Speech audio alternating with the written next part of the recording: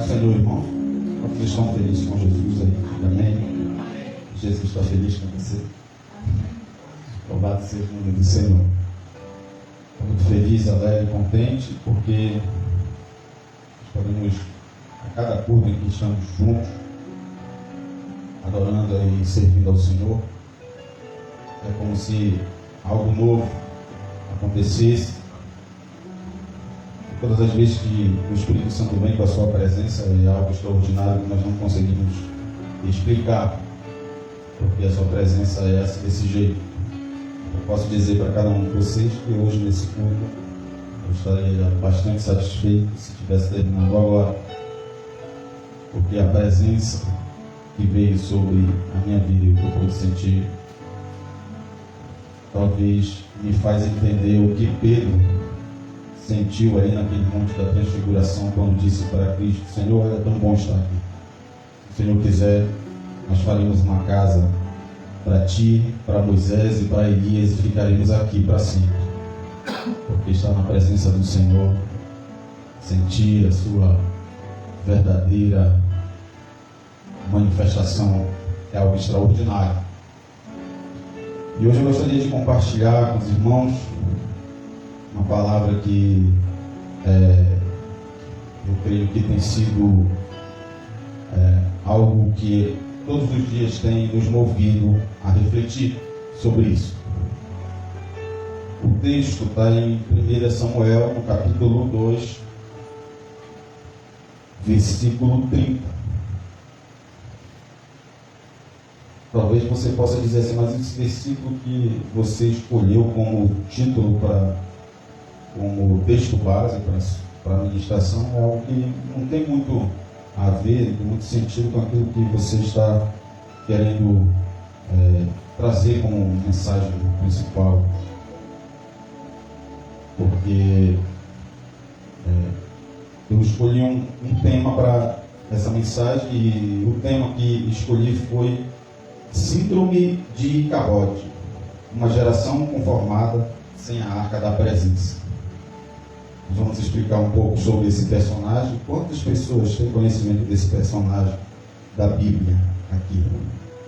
Talvez muitos não tenham conhecimento da existência desse personagem. Nós vamos explicar um pouco sobre isso e fazer algumas reflexões acerca da história desse personagem, que tem tudo a ver com a realidade que muitas das vezes a igreja tem vivido nos nossos dias atuais. 1 Samuel capítulo 2, versículo 30 diz assim: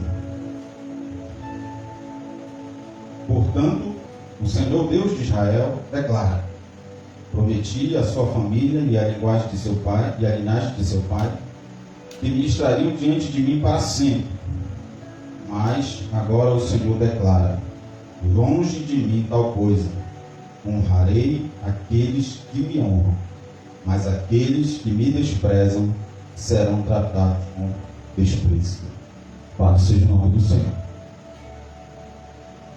Então, como eu havia dito para os irmãos, o texto base para que nós vamos refletir sobre essas palavras fala sobre uma pessoa, Icabode.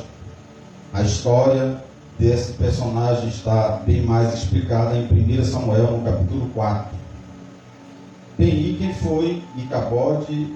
Do que se trata essa pessoa? O que isso tem a ver com o que o Senhor você quer trazer com uma palavra às nossas vidas? Bem, lá em 1 Samuel, capítulo 4, vai falar sobre a história desse personagem. Esse personagem é uma coisa muito interessante que aconteceu. Se nós, nesse momento da história, nós vamos analisar e ver que o povo de Israel, ele estava basicamente numa transição entre o tempo de juízes para a monarquia. E o texto que está lá em 1 Samuel relata sobre uma situação em que o povo de Israel estava num enfrentamento difícil contra os seus inimigos, os povos filisteus, e o povo teve que se levantar em fileira para poder guerrear contra os seus inimigos. E as circunstâncias que aconteceram tudo isso é interessante porque quem presidia o sacerdócio nessa época era o sacerdote Eli, e Eli tinha 2 filhos, Ofni e Finéias. E essa condição em que o povo estava ali, numa situação de desafio, de conflito com seus inimigos, eles tiveram uma ideia na mente deles, como se fosse a solução para que eles pudessem ganhar a guerra contra os seus inimigos. E qual foi esta solução que eles colocaram no coração? Ofni e Finéias. Eles disseram o seguinte: se nós formos para a guerra e levarmos a arca da presença, a arca da aliança, nós venceremos a guerra. Porque no coração deles, eles achavam que aquele símbolo, que eu vou explicar um pouquinho para vocês, o que seria a arca, aquilo era uma garantia de que eles teriam êxito contra os seus inimigos. E mal eles sabiam que essa foi a verdadeira derrota que eles prontamente levaram.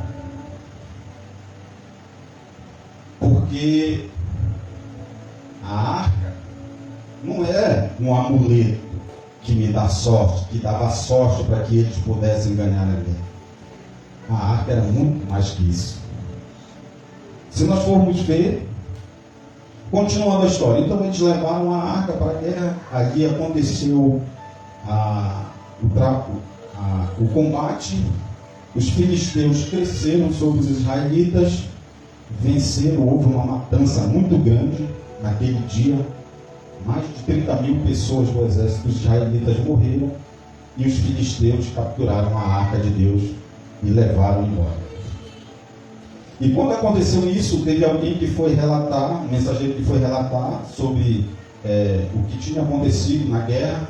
E ao chegar ali na casa onde estava Eli, que já era um sacerdote já em avançado em dias, né, e estava sentado sobre uma cadeira, e quando ele recebeu essa notícia do mensageiro, simplesmente ele entrou em uma tristeza muito grande no coração, uma decepção muito grande, que ele caiu da sua cadeira, torceu o seu pescoço e morreu.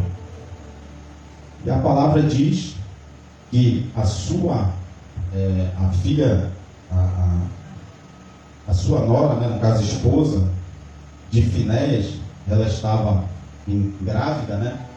E quando ela soube dessa notícia também, ela entrou em trabalho de parto e ela teve um filho prematuramente, e ao seu filho ela chamou Icabote, que significa foi-se a glória de Israel.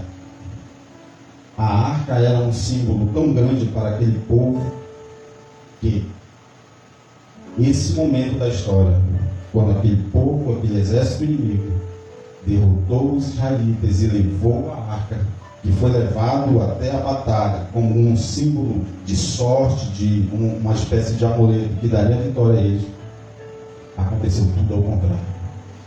E a história que ocorreu foi trágica.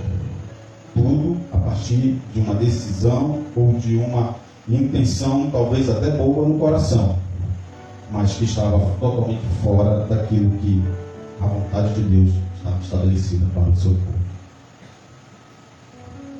E é interessante porque Icabode nasce. A história da sua família foi uma história trágica a partir daquele momento.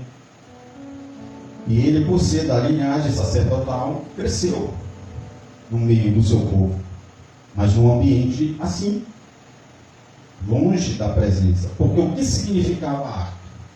O que é a arca? Talvez você não saiba, a arca era um objeto que Deus pediu para que no momento em que Moisés construiu o tabernáculo era como se fosse um lugar de culto, onde ali o povo chegava para sacrificar ao Senhor, e existia uma família que tomava conta desse serviço, que era da família de Levi, E era eles que prestavam, então recebiam as ofertas, sacrificavam pelo povo. E tudo acontecia ali dentro daquele tabernáculo. Existia uma ordenança, né, que uma vez por ano o sacerdote teria que entrar ali num dos ambientes do tabernáculo, que significava o Santo dos Santos, que era onde a arca da aliança de Deus era colocada, para que oferecesse sacrifício pelo pecado do povo. E todas as vezes que o sacerdote era colocado para fazer esse serviço, deveria haver da parte dele um momento de consagração e entrega para Deus, para que ele não viesse a entrar naquele ambiente que se chamava o Santo dos Santos, onde a arca de Deus era posta ali como símbolo da presença. Ele seria fulminado, seria totalmente aniquilado se entrasse com qualquer culpa ou pecado para sacrificar diante de Deus, para apresentar a oferta do povo diante de Deus. Então a arca, aquele objeto, ela ocupava um espaço de destaque dentro do tabernáculo. E toda a estrutura daquele tabernáculo existia, na verdade, a arca existia para o tabernáculo, por causa do tabernáculo. O tabernáculo não existia por causa da arca. A arca existia por causa do tabernáculo, ou ao contrário. O contrário. O tabernáculo existia por causa da arca. Porque a arca era a presença do Senhor ali posta. E naquele dia, então, ocorreu aquela situação. Então, o que era a arca? A arca, a gente pode talvez analisar como um objeto qualquer. Ela era uma caixa de madeira. Deus disse para Moisés que ela teria que ser feita dessa forma. Uma caixa de madeira, de acácia, 1,10 metros de comprimento, 70 de largura e 70 de altura. Ela tinha uma tampa, né, que era o propiciatório, e aí essa tampa era totalmente de ouro, feita também nas medidas de 1,10 metro de comprimento, 70 de largura, e era posta sobre aquela caixa. E ali, aquela caixa, o que tinha dentro dela? Ali existia as duas tábuas com os mandamentos, os 10 mandamentos que Deus apareceu a Moisés e que ele escreveu, foi posta ali dentro. Ali dentro também existia a vara de Arão que floresceu, dando a legalidade para que a linhagem de Levi fosse a família escolhida para oficiar o serviço sagrado. E também ali dentro tinha como testemunho um pote com maná que Deus alimentou por muito tempo o seu povo quando saiu do Egito no deserto. Esses 3 símbolos estavam dentro da arca e eram como símbolos que sagrados que ficavam ali dentro da arca. E aí o que acontece? Dentro da história de Cabote tem algo que me intriga. Por quê? Porque se nós formos ver lá em 1 Samuel, no capítulo 6, nós vamos observar que quando os filisteus conquistaram aquela guerra e levaram a arca para os seus lugares, para as suas cidades, eles passaram por 7 meses enfrentando grande pestilência e morticínio no meio do povo deles. Então, eles achavam que tinham conquistado o povo de Israel por ter conquistado uma arca. Mas só que mal eles sabiam que aquela arca não trouxe nada de bom para a realidade do seu povo. A arca foi, então, devolvida para os judeus, foram devolvidas para os israelitas. Ela ficou apenas 7 meses de posse dos filisteus. E como eles viram que todo aquele tempo, aquele pouco tempo que ficou no meio deles, a arca só trouxe coisas ruins para o meio do seu povo, então eles decidiram, não vamos ficar com esse objeto aqui, isso está trazendo uma pestilência, está trazendo uma maldição para nós vamos devolver imediatamente. Então, durante 7 meses, eles então devolveram a arca. E é interessante que o lugar para onde eles devolveram a arca era um lugar muito próximo em termos de distanciamento do local onde ficou instalado o tabernáculo. O tabernáculo, como eu falei para vocês, era um ambiente como se fosse um lugar onde o povo se reunia para oferecer sacrifício ao Senhor, e neste tabernáculo existia um lugar de destaque que a arca era colocada como símbolo da presença do Senhor. E é interessante que esses 7 meses os filisteus devolveram a arca, mas Icabode, a família sacerdotal que estava presidindo os serviços, oficializando os serviços sagrados, não se interessaram em trazê-la de volta. E isso é algo que me intriga. Por quê?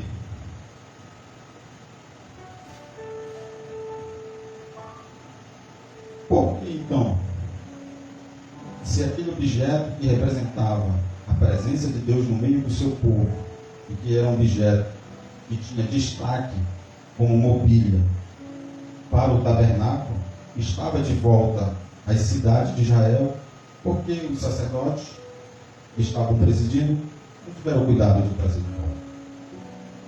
Aí a gente tem que se fazer uma outra pergunta.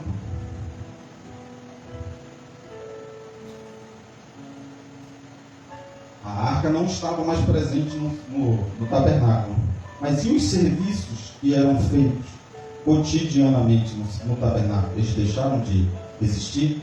Pararam de ser oficializados? Ou seja, os sacrifícios que todos os dias o povo levavam para apresentar ao Senhor, esses sacrifícios deixaram de ser executados?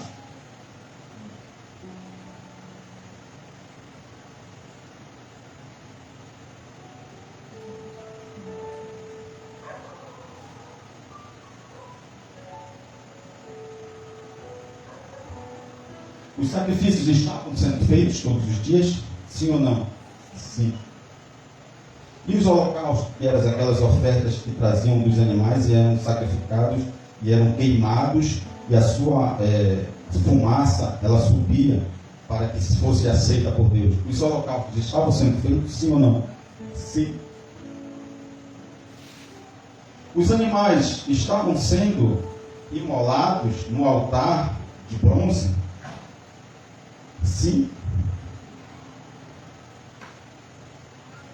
E as festas cerimoniais anuais, que Deus havia dito a Moisés que 3 festas durante um ano deveriam ser feitas em comemoração ao povo, a Deus. Qual eram essas festas? A Páscoa, a festa das colheitas e a festa dos tabernáculos. Eles essas festas deixaram de existir por a arca não estar presente no tabernáculo? Não. Tudo estava acontecendo numa aparente normalidade.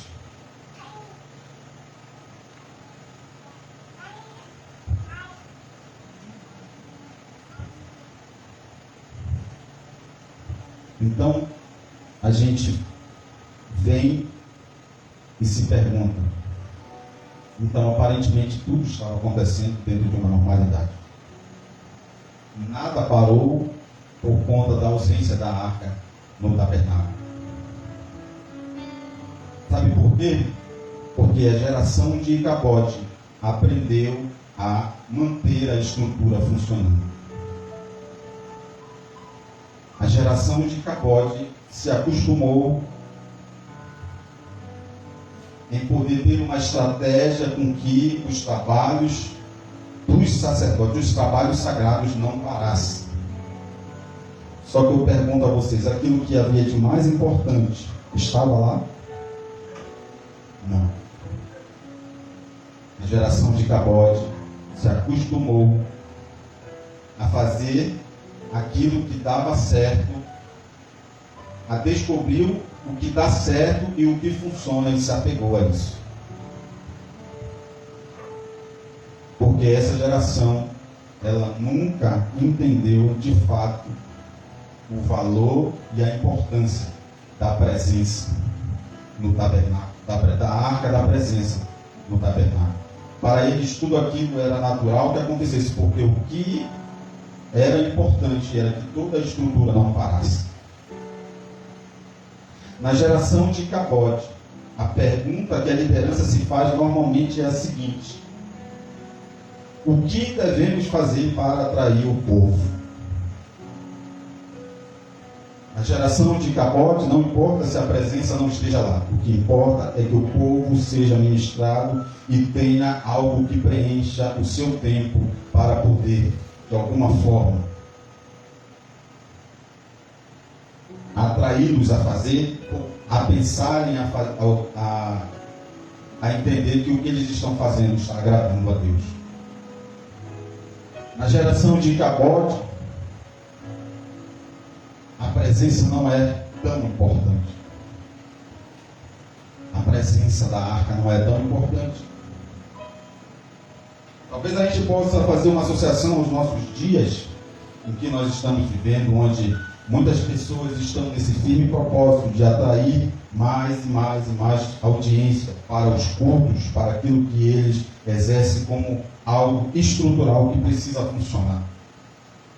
Talvez nos nossos dias, as pessoas estão sendo atraídas por 7 semanas da vitória, a trazer algo para sacrificar na fogueira santa de Israel. Talvez precisa ter um símbolo de uma água ungida para que possa levar até o doente para que ele receba a cura. E passa a exercer essas atividades ao Senhor de uma forma muito rasa, muito superficial. Mas como dá certo e as pessoas estão ali todo o tempo participando, se envolvendo e alcançando o milagre, então está bem. Nós não precisamos mais de nada. Todas as estratégias que nós estamos fazendo, está dando certo. As pessoas estão recebendo, estão saindo satisfeitas com tudo aquilo que nós estamos aqui tentando trazer como atrativos para elas. Mas eu pergunto, e a arca? E a presença? De fato, está lá no lugar santíssimo? Está lá sendo referenciado? Está lá sendo algo como desejado por aquelas pessoas? Ou somente o fato das bênçãos estarem acontecendo, isso é o sinal de que Deus está abençoando, de que Deus está presente, de que Deus está se agradando? E a gente pode também trazer uma outra situação. Sabe por que Icabode não levou a arca da presença de volta para a cidade onde o tabernáculo estava instalado? Nesse tempo, o tabernáculo estava sendo instalado, funcionando na cidade de Gibeão. Era lá onde o tabernáculo estava montado. Por que então Icabode não levou a arca da presença de volta para Gibeão? Se ela estava ali bem próximo deles e era muito fácil ele só ir ter o trabalho de ir lá pegar e trazer de volta para o lugar onde ela deveria estar. Sabe por quê? Porque talvez, porque ele aprendeu a viver sem ela. Ele aprendeu a viver sem ela presente. E talvez trazê-la de volta para o seu lugar iria lhe custar muito caro, porque ele ia ter que mudar a forma de trabalho como ele estava fazendo e estava dando certo. Se tudo está dando certo, por que eu vou trazer a arca de volta e correr o risco de talvez atropelar todas essas estratégias que eu tenho feito e que tem agradado o povo? Icabode aprendeu a viver sem a arca. Isso passou a ser uma normalidade para a sua vida, para a sua realidade.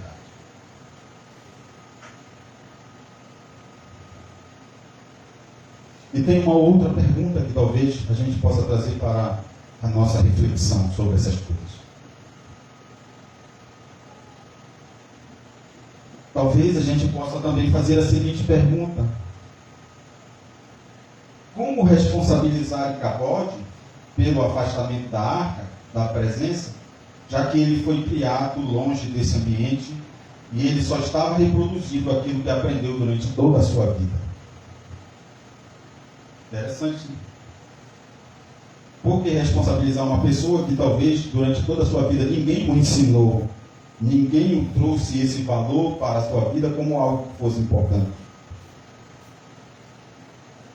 Talvez ele tinha essa reação porque durante toda a sua vida ele cresceu, ele nasceu no momento trágico da história do seu povo.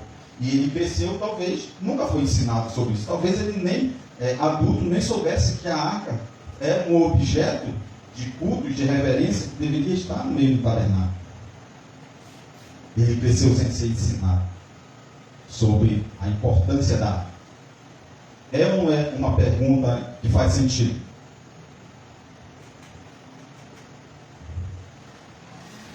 Isso nos leva também a trazer uma reflexão. Quantos aqui pais, né, estão presentes aqui? Pais, mãe,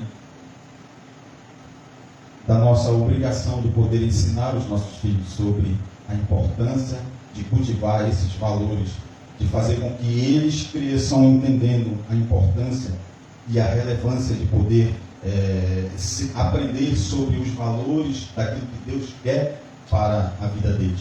E eles só poderão ser ensinados a partir de eu e de você, pai e mãe, que temos tido a cada dia uma experiência com Deus para que possam repassar a eles. E como ensinar alguém do qual a nossa própria experiência pessoal não nos é relevante.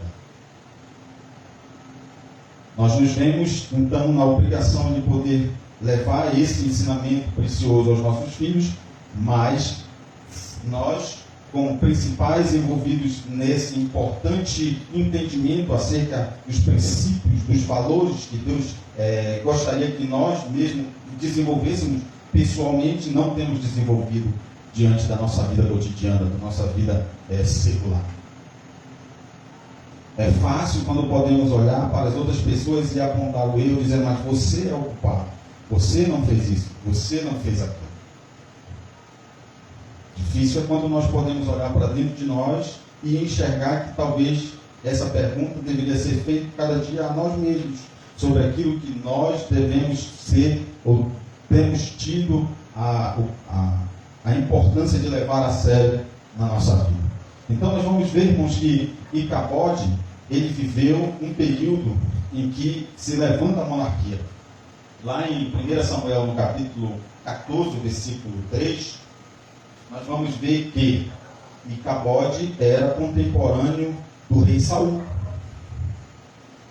1 Samuel, capítulo 14, versículo 3, diz assim: entre os quais Aías, que levava o colete sacerdotal.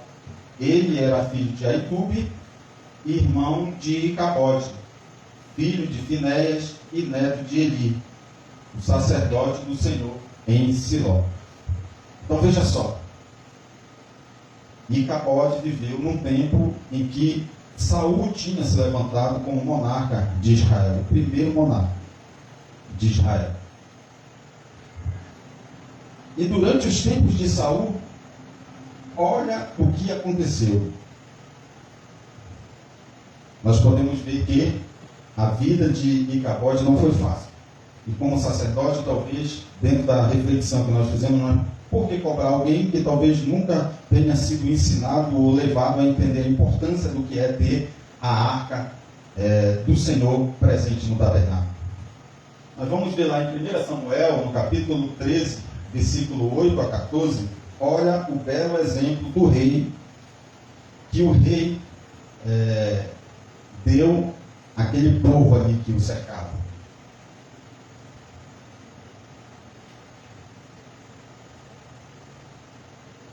O que aconteceu? Samuel havia dito para Saul para que ele fosse até a cidade de Gilgal e esperasse ele, porque ele iria em certa data e hora para poder sacrificar ao Senhor diante do povo. E o que aconteceu? Vamos ler o texto para que fique mais claro. Ele esperou 7 dias. Quem esperou? Saul. 13, versículo 8. Ele esperou 7 dias, o prazo estabelecido por Samuel. Mas este não chegou a Gilgal, e os soldados de Saul começaram a se dispersar. Samuel demorou a chegar. Os soldados que estavam ali junto com Saul ficaram meio agoniados e começaram a se dispersar. Então ele ordenou: Saul, tragam-me o holocausto e os sacrifícios de comunhão. Saul ofereceu então o holocausto. E quando ele terminou de oferecê-lo, Samuel chegou e Saul foi saudá-lo. E perguntou-lhe Samuel: o que você fez? Saul respondeu: quando vi que os soldados estavam se dispersando e que você não tinha chegado no prazo estabelecido e que os filisteus estavam reunidos em Micmas, pensei: agora os filisteus me atacarão em Gilgal, e eu não busquei o Senhor. Por isso senti-me obrigado a oferecer o holocausto. Disse Samuel: você agiu como um tolo, desobedecendo ao mandamento que o Senhor seu Deus lhe deu. Se você tivesse obedecido, ele teria estabelecido para sempre o seu reinado sobre Israel. Mas agora, seu reinado não permanecerá. O Senhor procurou um homem segundo o seu coração e o designou líder de seu povo, pois você não obedeceu ao mandamento do Senhor. Então veja só o fato. Samuel havia dito para que Saul esperasse a ele, porque ele iria sacrificar, fazer o sacrifício. Por quê? Porque Samuel era a pessoa designada por Deus para que fizesse isso. Por quê? Porque Samuel era da linhagem dos levitas, do povo que deveria fazer esse trabalho, esse ofício. E o que aconteceu? Saul se viu encurralado de todos os lados, porque os filisteus vinham para guerrear contra ele. Samuel estava retardando a quem chegar, e ele disse: não, eu vou sacrificar, porque se o povo me atacar, eu sacrifiquei, tive a chance de sacrificar, ou seja, não levando em consideração, desprezando a ordem do Senhor, que era a de esperar para que Samuel pudesse fazer isso. Talvez você possa estar se perguntando isso, mas isso é uma coisa muito tola, muito simples. Saul deveria ter feito isso mesmo. Ele se viu encurralado numa situação dessa. Se fosse eu, talvez fazia a mesma coisa. Só que a ordem do Senhor era para que ele pudesse esperar para que uma pessoa designada por Deus fizesse isso. E ele não confiou no Senhor. Por quê? Porque ele achava que se ele sacrificasse, Deus se agradaria dele e estava tudo resolvido. Só que não é assim que as coisas acontecem quando nós servimos ao Senhor. Talvez você esteja se perguntando aí: mas isso que eu faço é muito simples, Deus nem está vendo com isso, Deus não está nem levando em consideração tudo isso. Qual é a ordem do Senhor para você? Qual é a ordem do Senhor para mim? Qual é a ordem do Senhor para o seu povo? Se a ordem é para que esperasse, para que Samuel pudesse fazer isso, isso deveria ser cumprido. Mas Saul desprezou isso. E essa foi a atitude que fez com que ele totalmente se descredenciasse do grande papel, da grande posição que Deus colocou, que era de poder liderar o povo de Israel. E só para você ter uma noção de como isso foi tão... foi algo tão destruidor na vida de Saul. A partir dessa atitude dele, Deus definitivamente o descredenciou para ser seu rei. E a palavra de Deus diz lá em 1 Samuel, no capítulo 3, versículo 1, talvez a sua tradução não encontre dessa forma que eu estou lendo. Se a sua tradução for da NVI, ela não vai constar isso que eu estou falando para você, ela vai aparecer numa outra tradução. Lá em 1 Samuel capítulo 13, versículo 1, diz que no momento em que esse fato aconteceu, em que Saul cometeu essa loucura, e que Samuel disse que por causa disso, Deus o tinha entregado o seu reinado, o seu trono a outra pessoa mais valorosa, mais que lhe agradava do que ele. Saul tinha subido ao trono fazia apenas 2 anos. Ele reinou 42 anos sobre o povo de Israel. Quando esse fato aconteceu, ele estava completando 2 anos em que ele tinha sido empossado rei para governar sobre Israel. Agora imagine, você e eu, o que é ser liderado por um rei 40 anos sem ter a aprovação de Deus sobre a sua vida. Porque a partir daquele momento, ele ficou simplesmente isolado. Desobedeceu, Deus tirou o seu espírito. Todo rei, quando assumiu o trono, ele era ungido rei, né? E nós já temos aprendido isso na escola dominical, né? Essa forma de ungir o rei seria a credencial da virtude do Espírito Santo que vinha a apossar aquela pessoa em especial para que ela pudesse executar um ofício. E depois desse ato de desobediência de Saul, a presença de Deus se afastou dele. E durante 40 anos o povo teve que ser liderado por um rei que literalmente não tinha mais a presença do Espírito Santo, não tinha mais o aval e a bênção do Senhor para conduzir o seu povo. E Saul viveu durante todo esse tempo entre ganhar e perder, vivendo uma vida totalmente desolada, porque simplesmente desprezou aquilo que Deus tinha colocado para ele, para que ele pudesse fazer. E quantas vezes nós, como servos do Senhor, muitas das vezes também não desprezamos essas coisas. Vivemos de uma forma que, ao nosso ver, aos nossos olhos, talvez esteja tudo bem, mas não está nada bem, porque talvez estamos em desordem, em desobediência à vontade de Deus sobre as nossas vidas. E Cabode viveu num momento como esse, em que, além de não ter, cresceu longe da presença, longe da arca do Senhor, desprezou isso e não teve ninguém que pudesse ser um bom exemplo para ele, para que ele talvez pudesse voltar e se realinhar à vontade do Senhor. E aí nós podemos ver a diferença entre um personagem e outro. Logo, quem sucedeu Saul? Davi veio a reinar sobre o povo de Israel. Quando Samuel disse: você, a partir de hoje, Deus tem tirado o seu trono, tirado das suas mãos e dado a alguém melhor que você para assumir esse trono. Deus envia então Samuel à casa de Jessé e unge a Davi como rei. E ali, passou-se os anos, Davi se concretizou a sua escolha para assumir o trono do Senhor. E a palavra de Deus diz que Davi foi um homem segundo o coração de Deus. Tanto prova que quando Davi sobe ao trono, ele logo teve a primeira ideia: nós precisamos trazer a arca do Senhor de volta para Jerusalém. A arca já se passou muito tempo longe. Nós precisamos trazer ela de volta. Olha a diferença de quem consegue compreender e ter o sentimento correto acerca daquilo, da vontade de Deus para a sua vida. Davi, então, sem perca de tempo, providenciou para que aquela arca que passou tanto tempo distante do lugar onde ela deveria estar, ou pelo menos do lugar aonde as pessoas deveriam colocar como um lugar de destaque na sua vida, ele logo trouxe de volta para junto do seu povo. E isso nos faz também, para nós concluirmos, nos faz entender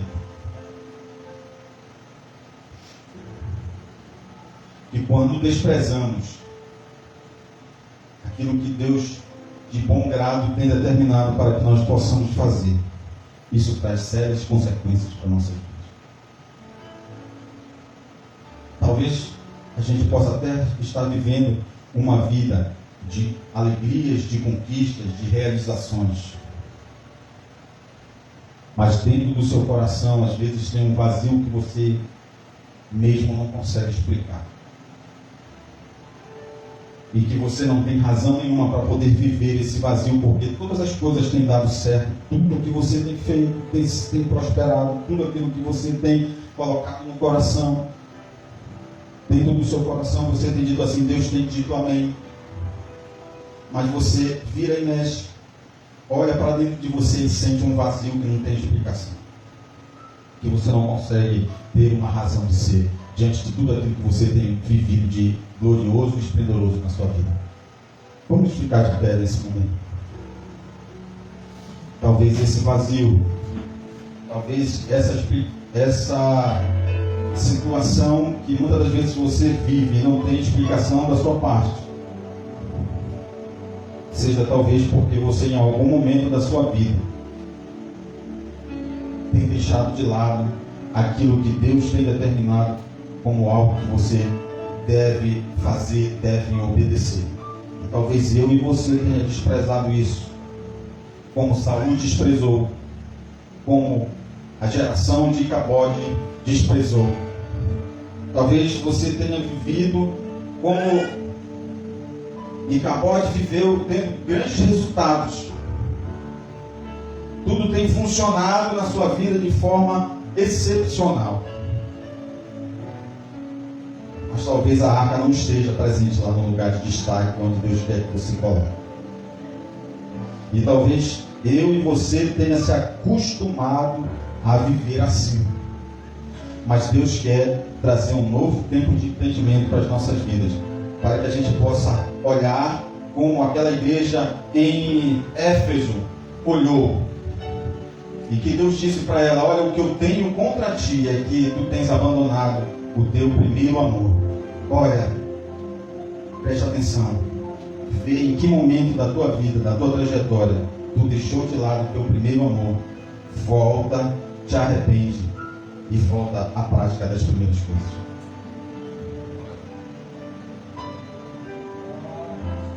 Talvez seja essa a atitude que Deus está esperando de mim e de você, para que todas as coisas voltem a um perfeito alinhamento daquilo que Ele quer para a tua vida, para a tua existência, para a tua família, para os teus negócios, para os teus sonhos, para as realizações abundantes que Ele quer realizar e fazer na tua vida.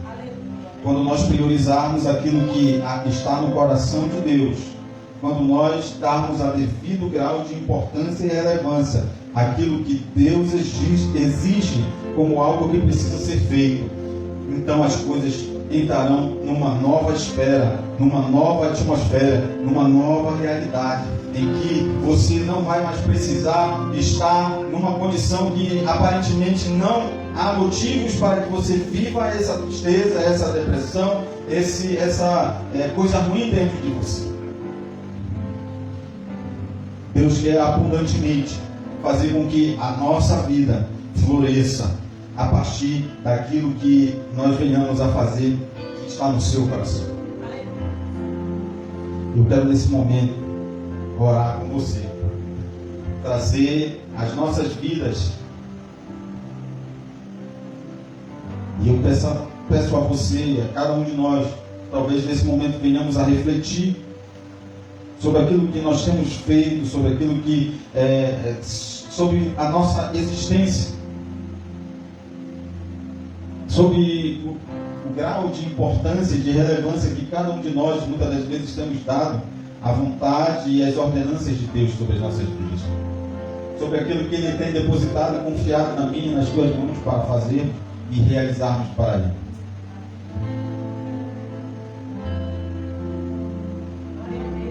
Reflita aí no seu coração, lá no seu íntimo. Aleluia, Jesus. Se houver alguma coisa que precisa ser ajustada, que venhamos a ajustar. Davi, no Salmo 51, ele declarou na sua oração, depois que pecou, caiu em desgraça, fez coisas tolices que desagradou o coração de Deus, aquilo o tornou tão miserável e trouxe tanta tristeza no seu coração a ponto de que ele orou e clamou ao Senhor: Senhor, me perdoa, Senhor, por tudo que eu fiz. Eu não quero que o Senhor tire de dentro de mim a alegria da tua salvação. Eu não quero que o Senhor tire de dentro de mim a presença do teu Espírito Santo, porque é tudo de mais precioso que eu tenho, Senhor. Talvez Davi poderia estar dizendo assim nessa oração: Senhor, todo esse reino, toda essa grandeza, todo esse reconhecimento que eu conquistei até agora, Senhor, eu abro mão de tudo isso. Eu abro mão de todas essas coisas para te ter de novo um relacionamento perfeito contigo. Saul, em um momento da sua vida, tropeçou e caiu, mas em nenhum momento ele voltou atrás para voltar-se diante de Deus, pedir perdão, restabelecer a aliança novamente. Mas Davi não. Ele tropeçou, ele errou, cometeu pecados e teve sérias consequências sobre a sua vida, sobre a sua família. 12 cicatrizes que nunca se apagaram sobre a sua família. Mas em nenhum momento ele deixou com que isso se tornasse algo comum na sua vida, porque a falta da presença, porque a falta da comunhão, a falta da intimidade com o seu Deus era algo do qual ele tinha como algo que não poderia jamais deixar escapar, jamais deixar isso da sua vida, jamais se tornar algo presente na sua vida. E esse é um tempo para que cada um de nós venhamos colocar diante do Senhor esse grande amor que nos constrange e que Ele fez com que um dia nós sentíssemos, experimentássemos e pudéssemos ter algo real com Ele. Não podemos jamais deixar com que isso se acabe.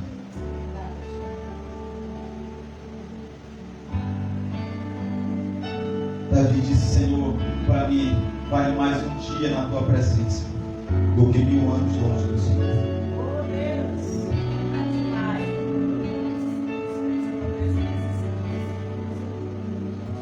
Ah, Senhor, nós queremos declarar, Senhor, por esses homens que foram exemplo, Senhor, de vida para nós. É verdade. Nós sabemos que como humanos estamos sujeitos a tantos fracassos, É Senhor. verdade. Estamos sujeitos, Senhor, a tropeçar e cair. Estamos sujeitos a te desagradar mesmo sem querer, Senhor. Ah, Pai, mas não deixa que venhamos a nos conformar, Senhor, a nos conformar, viver longe da presença, como aquela geração, Senhor, daqueles sacerdotes, Senhor amado, que se acostumaram a viver longe da presença, que achavam que estavam te agradando por fazer com que os trabalhos que tu exigia que fossem feitos, estavam sendo feitos a contento, meu Pai. Mas estavam sendo feitos por fazer, Senhor. Não porque havia um grau de significância fazer aquilo, Senhor.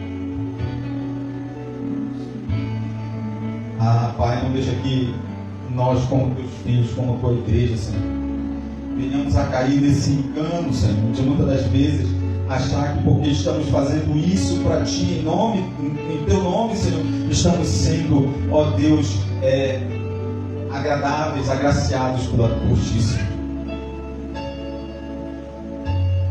Nós queremos, Senhor, Te servir, Senhor, não por aquilo que Tu tens a nos oferecer, Senhor, porque Tu és Rei da glória, Senhor dos senhores, Rei dos reis. O que Tu poderia não ter de bom para nos dar, tendo, Senhor, a grandeza e a suficiência que Tu tens, Senhor?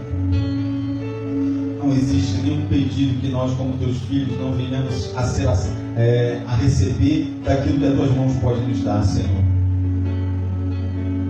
Mas não é por isso que nós queremos Te servir, Senhor. Não é pelo que Tu podes nos dar, Senhor, pelo que Tu tens para nos dar, Senhor. Nós queremos Te servir, Senhor, porque Tu és o nosso tesouro, porque Tu és a pérola escondida, Senhor, que nós um dia encontramos, que nós garimpamos com toda a nossa força, com toda a nossa vontade, com todo o nosso desejo do coração de encontrá-la, Senhor. E que depois que encontramos, nós guardamos as 7 chaves para que não venhamos a perder, Senhor.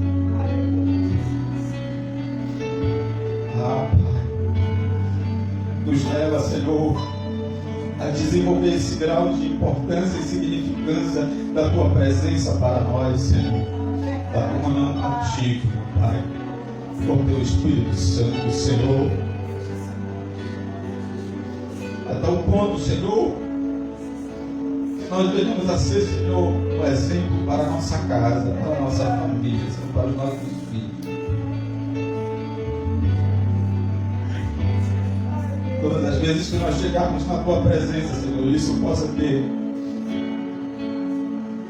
possa ser, Senhor, algo de tão grande valor para nós, Senhor. Que isso possa ser percebido por aqueles que nos cercam, Pai. Não para que venhamos a demonstrar uma espiritualidade, uma santidade, Senhor. Não, Senhor. Isso não é importante. Mas que venha demonstrar, Senhor, pelo desejo do nosso coração, Senhor, de se chegar até Ti, Senhor. De chegar diante dos Teus pés, Jesus, e dizer, Senhor, eu estou aqui, e esse tempo que eu vou dedicar a isso vai ser, Senhor, um tempo com tanta qualidade, de cada segundo, cada minuto, Senhor, que estiver aqui na Tua presença, Senhor. Quero fazer, Senhor, de uma forma que o Teu olhar, Senhor, possa, Senhor, se voltar para esse instante, Senhor. Ah, Deus, nós não queremos mais perder tempo, Senhor, porque o tempo já está esgotando diante de tantas coisas que nós vemos se cumprir, Senhor. E eu sei, Senhor, que um desejo que arde no Teu coração, Senhor, é um desejo, Senhor amado, que deve arder no nosso coração também, Senhor. Porque, Senhor amado, nós só existimos, só estamos aonde estamos, porque um dia o Teu amor nos alcançou, porque o Teu Filho decidiu, Senhor, cumprir o Teu propósito e morrer por toda a humanidade, Senhor. Ah, Deus, e nos colocou esse legado para que também nós viéssemos adiante, levássemos adiante, Senhor, de graça recebestes, de graça dai.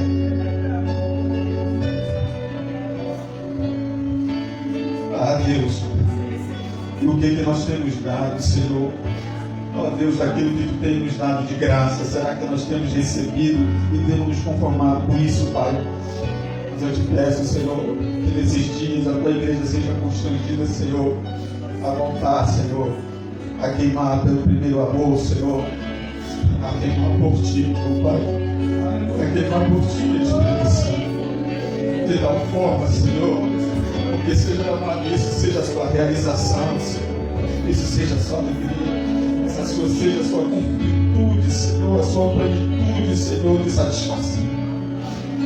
Eu te peço, Senhor, que nós sejamos uma igreja, que venhamos, Senhor, a trazer todos esses valores aos Teus pés, Senhor, e que nada venha pagar, Senhor, nem nada venha, Senhor, a concorrer, Senhor, com o privilégio e a satisfação da Tua presença. Ah, Deus, e a perseverança, Senhor, a preservação da Tua presença. Porque quantas vezes, Senhor amado, nós somos levados, Senhor amado, a Deus, a desistir, ou a talvez dar um segundo valor, Senhor, a um segundo grau de importância, meu Pai, mas que isso seja, Deus, algo primeiro, Senhor, nas nossas vidas.